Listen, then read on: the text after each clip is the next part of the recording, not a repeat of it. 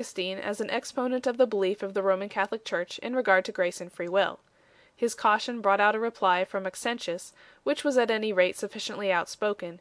If, as he said, the writings of Augustine were to be taken as a standard, Faustus was beyond all doubt a heretic. Fulgentius continued the controversy against the middle party, in certain treatises in which, while strongly maintaining Augustinian predestination, he attempted to show that it did not involve predestination to sin. The African bishops also from their Sardinian exile sent a declaration to Constantinople, in which they directed attention to Hormisdas' acceptance of Augustine as a standard, and drew the inference that Faustus, so far as he differed from him, must be a heretic. Gradually, even in Gaul itself, the very focus of the opposition, there arose a reaction in favor of Augustinism, the leaders of which were Avitus of Vienne and Caesarius of Arles, the latter of whom was favored by Pope Felix IV. In the year 529, on the occasion of the consecration of a church, a council was held at Orange in the province of Arles, over which Caesarius presided as metropolitan. The conclusions were subscribed by 14 bishops and 8 men of illustrious rank, including Liberius, the prefect of the Gauls and founder of the church. These canons, which follow the general lines of a document sent down from Rome, contain an unambiguous acceptance of the Augustinian doctrine of original sin and of the impotence of man's will to turn to good, so that faith itself is a gift of grace. But they do not admit a predestination to evil; those who do evil do it of their own free will. And they lay down that all baptized persons receive through Christ such a gift of grace that they may, if they will, fulfill all the conditions necessary for salvation. These conclusions were confirmed by the Roman bishop, Boniface II.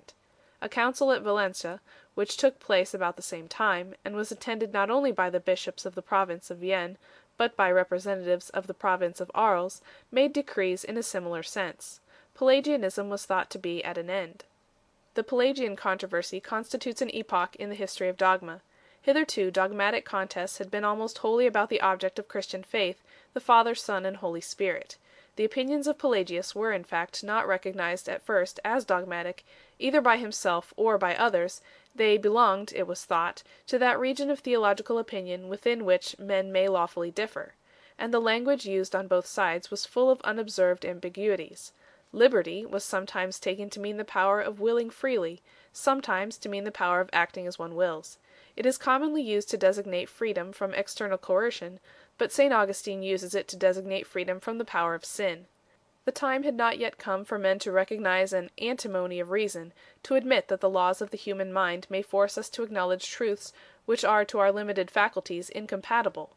Since the existence of antimonies has been admitted, it has come to be felt by the thoughtful everywhere, that they who discuss fixed fate, free will, foreknowledge, absolute, will find no end, in wandering mazes lost.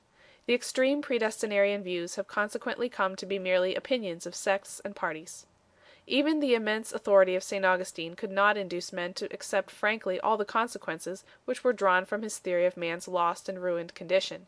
His views in their origin did not satisfy the rule of Vincentius; they had not been accepted at all times by all men in all places, and in fact they never became Catholic. We see plainly enough, in the works of Gregory the Great, that he labors in vain to adopt Augustine's views in their integrity; almost in spite of himself he addresses men as if they were free to receive and obey his exhortations, and so to attain salvation. End of chapter 11, part 6.